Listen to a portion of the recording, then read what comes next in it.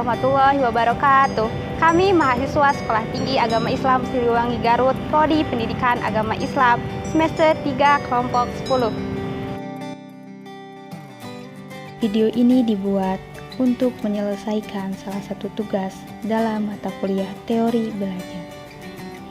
Kami dari kelompok 10 terdiri dari 3 anggota kelompok yang masing-masing bekerja sama untuk memenuhi tugas dengan judul materi Awal Mula Studi Perkembangan, Perspektif Perkembangan dan Teori Kognitif Perkembangan Barni.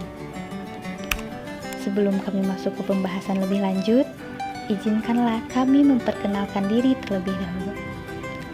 Yang pertama adalah saya sendiri, Melani, dengan NIM 021.86208.012005. Yang kedua adalah teman saya, N. Hopipah, dengan NIM 021.86208.012007. Dan yang terakhir adalah Maulana Yusuf, dengan NIM 021.86208.012030. Nah, baiklah, kami dari kelompok 10 akan mempresentasikan materi dengan judul Awal Mula Studi Perkembangan, Perspektif Perkembangan dan Teori Kognitif Perkembangan Barni. Selamat menyaksikan.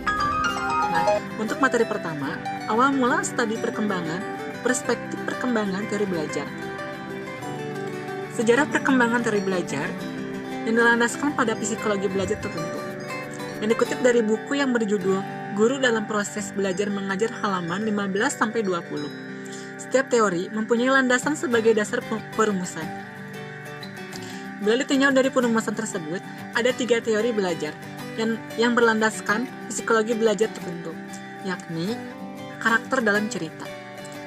Poin pertama, teori belajar menurut psikologi daya atau faktual teori. Teori tentang belajar yang berlandaskan psikologi daya merupakan teori belajar yang pertama kali muncul. Menurut para ahli psikologi daya, mental itu terdiri dari sejumlah daya yang satu sama lain terpisah, seperti daya mengamati, mengingat, menanggapi, menghayal, dan berpikir. Poin selanjutnya, teori belajar asosiasi. Penelitian tentang belajar secara lebih cermat pada umumnya baru dimulai pada abad ke-20. Menurut Hermann Ebbinghaus, 1913, ia menemukan tentang asosiasi verbal. Ia pun menemukan pula tentang kurva ingatan dan lupa. Nah, untuk poin terakhir, teori belajar Gestalt. Pandangan para ahli psikologi Gestalt tentang belajar berbeda dengan ahli psikologi sosialisasi. Psikologi Gestalt memandang bahwa belajar terjadi bila diperoleh melalui pemahaman. Barner. Dasar teori Barner adalah ungkapan dari Piaget yang menyatakan bahwa anak harus berperan secara aktif saat belajar di dalam kelas. Kedua, setiap anak mengorganisasikan bahan pelajaran yang didapat dengan kemajuan berpikir sesuai tingkat perkembangan. Ketiga, guru harus memberikan kebebasan kepada siswa untuk dapat menyelesaikan masalah. Dan yang terakhir adalah dorongan dan motivasi untuk siswa belajar sendiri melalui kegiatan pengalaman. Tahapan teori Barner. Yang pertama yakni ada enektif. Memberikan anak kesempatan belajar merupakan sebuah keharusan dengan menggunakan bahan atau alat pembelajaran tertentu agar dapat memahami secara langsung. Dalam kata lain, anak dapat belajar menggunakan benda yang nyata. Selanjutnya, ikonik.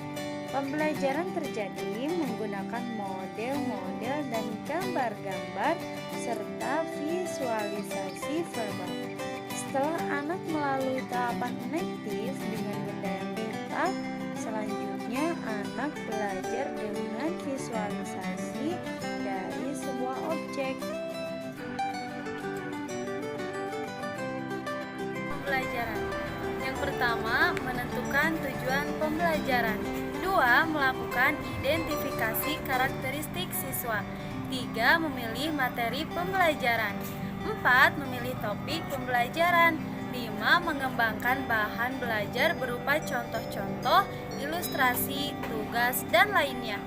6. Mengatur topik pelajaran dari yang sederhana ke kompleks, dari yang konkret ke abstrak, atau dari tahap elektif, ikonik, sampai ke simbolik. 7. Melakukan penilaian.